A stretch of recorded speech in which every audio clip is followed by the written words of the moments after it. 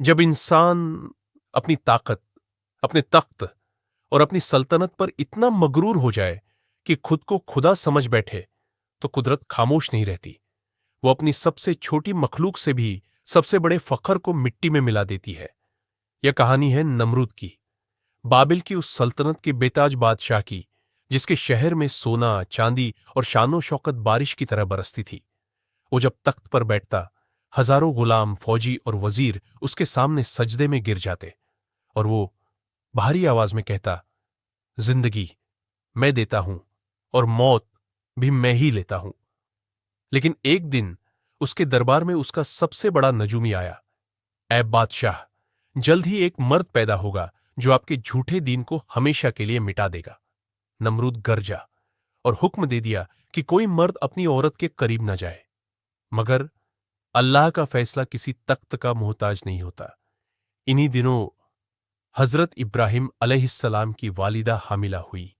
विलादत का वक्त आया और वो चुपके से एक गार में चली गई।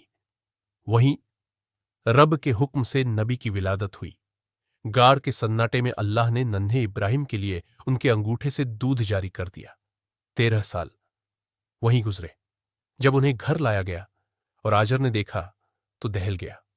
ये कौन है और इस सल्तनत में जिंदा कैसे बच गया? लेकिन बेटे को देखकर दिल पिघल गया।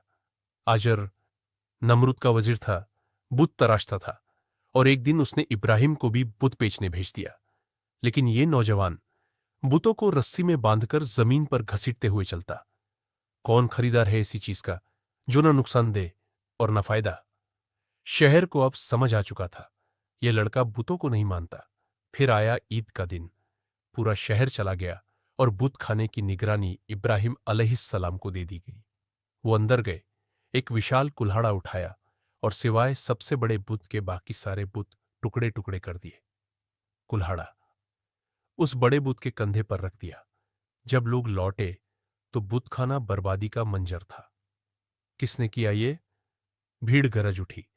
जब उनसे पूछा गया तो उन्होंने भारी लेकिन शांत आवाज में कहा, कुल्हाड़ा तो बड़े बुत के कंधे पर है, शायद उसी ने बाकी बुतों को तोड़ा हो। लोग चिल्लाए, ये बुत तो बोल नहीं सकते। और इब्राहिम अलैहिस्सलाम ने वो सवाल कर दिया जिसने नमरूद के गुरूर को तोड़ दिया। जो बोल नहीं सकते, देख नहीं सकते और हिफाजत नहीं कर सकते, वो खुदा कैसे हो सकते हैं? नमरूद बौखला गया। हुक्म दिया, एक ऐसा अलाव जलाया जाए जिसकी गर्मी मेलों दूर महसूस हो। इब्राहिम अलैहिस्सलाम को मुंजनिक में बांधा गया, आग की तरफ उछाल दिया गया। लेकिन रब ने फरमाया, ऐ आग, इब्राहिम पर ठंडी और सलामती वाली हो जा। आग गुलिस्ता बन गई और नमरूद की आंखें खुली की खुली रह गईं। लेकिन घमंड कभी सीख नहीं देता। एक दिन बोला, मैं आसमान पर जाऊंगा और खुदा से लड़ूंगा। 4 उकाब बांधे गए। तख्त आसमान की तरफ उठा।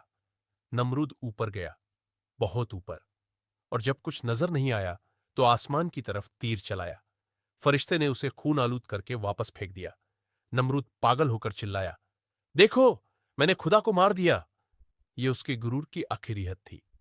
और फिर कुदरत ने जवाब दे दिया।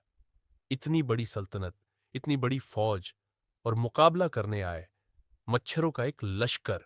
फौज भागी, लोग चीखे। नमरूद महल में घुसा, लेकिन एक मच्छर उसका पीछा नहीं छोड़ता था। वो मच्छर उसकी नाक के रास्ते दिमाग में घुस गया और उसके सर में हथौड़े जैसी चोटें हर पल देता रहा। नमरूद दीवारों से टकराता, फर्श पर गिरता, सिर पर जूते मरवाता, लेकिन सुकून कुछ पल का ही आता। सालों तक वो इसी अजाब में जलता रहा, और एक दिन वो गुरूर का बादशाह फर्श पर गिर पड़ा। सांसें थम चुकी थी। वही नमरूद जो खुद को खुदा कहता था। एक मच्छर ने उसे मिट्टी में मिला दिया। कहानी खत्म, लेकिन पैगाम बाकी। गुरूर को तोड़ने के लिए कभी कभी एक मच्छर ही काफी होता है।